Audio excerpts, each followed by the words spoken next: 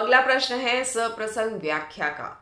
ये सबसे बड़ा प्रश्न होता है प्यारे बच्चों, 6 अंक का, और इतना मुश्किल नहीं होता, आसान होता है, लेकिन आप डर जाते हैं, डरना नहीं है। इसमें पहला इसका होता है प्रसंग, पहला भाग, जो कि होता है आपका 2 नंबर का। प्रसंग में आपको 2 नंबर के लिए क्या क्या लिखना है? पुस्तक का नाम, पाठ का नाम, लेखक का नाम, यहाँ पर कवि और कविता का नाम, और एक लाइन में सेंट्रल आइडिया। इसमें विरहिणी नायिका के विरह पर, शीत ऋतु में उसके विरह पर प्रकाश डाला गया है, एक लाइन में। उसके बाद जो अगहन दिवस घटा निसी बाड़ी, व्याख्या लिखेंगे इसकी कि अगहन का महीना शुरू हो चुका है, जिसमें दिवस घट गए हैं, छोटे हो गए हैं, और रातें लंबी हो गई है। सर्दियों में रातें लंबी हो जाया करती है, शाम जल्दी हो जाती है। तो यहाँ पर व्याख्या में एक एक लाइन का आपको अर्थ लिखना होता है अपने शब्दों में। उसके बाद ये व्याख्या होती है आपकी 3 अंक की। 3 और 2 5 नंबर हो गए। 1 नंबर के लिए होता है आपका आखिरी बिंदु, वो है विशेष। तो विशेष में आपको क्या ध्यान रखना है, सुन लीजिए। विशेष होता है आपका 1 अंक के लिए, तो आपको इसमें 2 बिंदु डालने होते हैं, 2 पॉइंट्स आपको यहाँ पर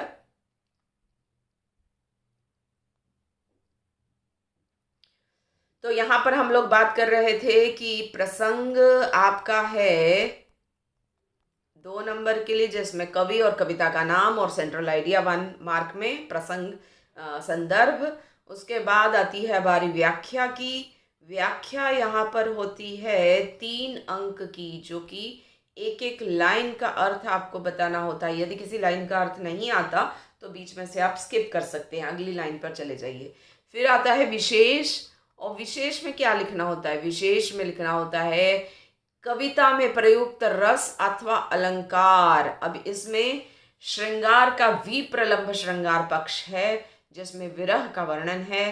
तो आप लिख सकते हैं कि विप्रलंभ श्रृंगार रस का प्रयोग है, विरह का अतिशयोक्तिपूर्ण वर्णन है, रसों और अलंकारों से सुसज्जित कविता है। कोई भी 2 बिंदु आप यहाँ पर लिख सकते हैं, आपको पूरे 6 में से 6 अंक पक्का मिलेंगे।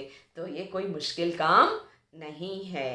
तो आगे बढ़ते हैं अगले प्रश्न की ओर। तो हमारा अगला प्रश्न है सप्रसंग व्याख्या के बाद 5 नंबर के जो है एक गद्यांश दिया होगा, पठित गद्यांश, जो आपने पढ़ा होगा उसी पर से MCQ आएंगे। तो आपको उसके MCQ के उत्तर चुनने होंगे। जब चारों विकल्प सही होंगे तो ध्यान से, अच्छे से प्रश्न को समझते हुए, पढ़ते हुए आपको विकल्प चुनना होगा। अब हम देख रहे हैं 2 नंबर के फिर से प्रश्न के उत्तर, जो कि गद्य पर आधारित है।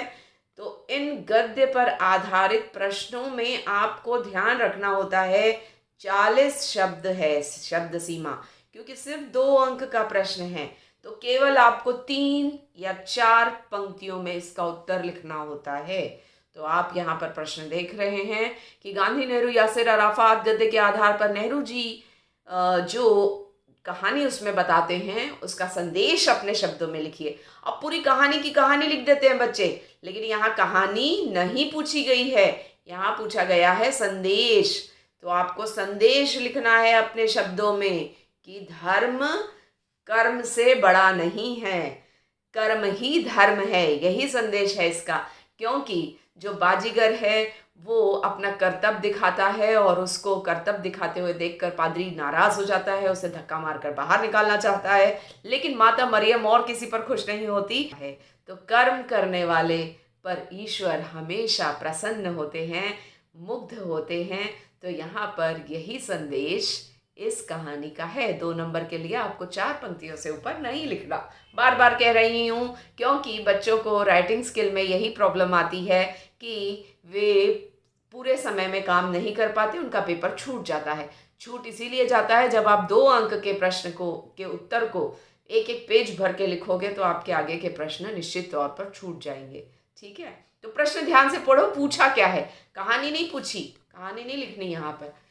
इस पुरातत्व की दृष्टि में प्रेम और कुतूहल का अद्भुत मिश्रण रहता था। इस कथन के संदर्भ में, यह कथन किसके संदर्भ में कहा गया है और क्यों? तो प्रेमघन की छाया स्मृति में प्रेमघन के लिए यह कथन रामचंद्र शुक्ल और उनके समूह के अन्य विद्यार्थी या मित्र मंडली कहा करती थी, क्योंकि वे पुराने ज्ञाता हिंदी के थे और उनके साथ मिलना एक विशेष कुतूहल विद्यार्थियों के अंदर या लेखक की मित्र मंडली के अंदर जागृत करता था।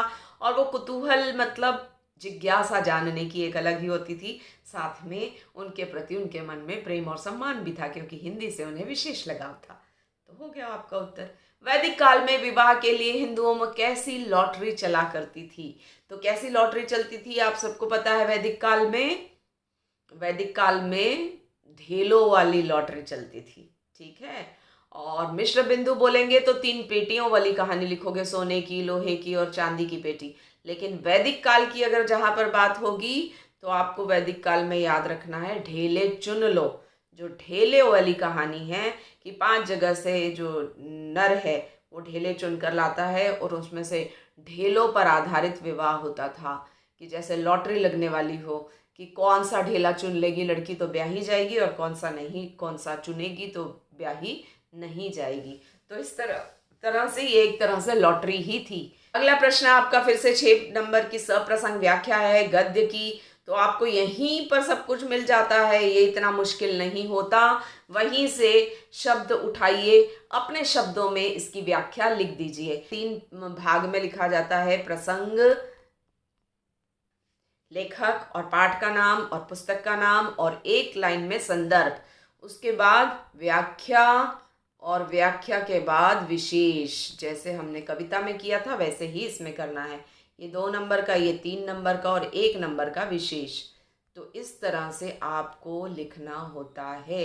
ये तो बहुत ही आसान काम है इसमें 3 नंबर में व्याख्या करना, क्योंकि यहीं से आपको शब्द उठाने हैं, अपने शब्दों में उसको बदलना है और लिख देना है। एज इट इज़ नहीं लिखना, एज इट इज़ लिखोगे तो नंबर कट जाएंगे।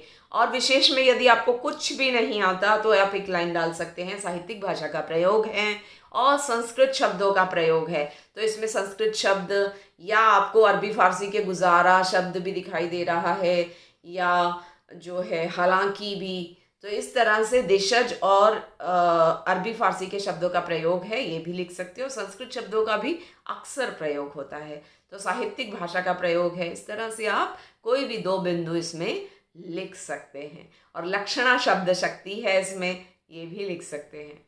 तो यहाँ तक हमने व्याख्या का प्रश्न कर लिया। तो आगे का प्रश्न पत्र अगले वीडियो में फिर मिलते हैं, तब तक के लिए नमस्कार।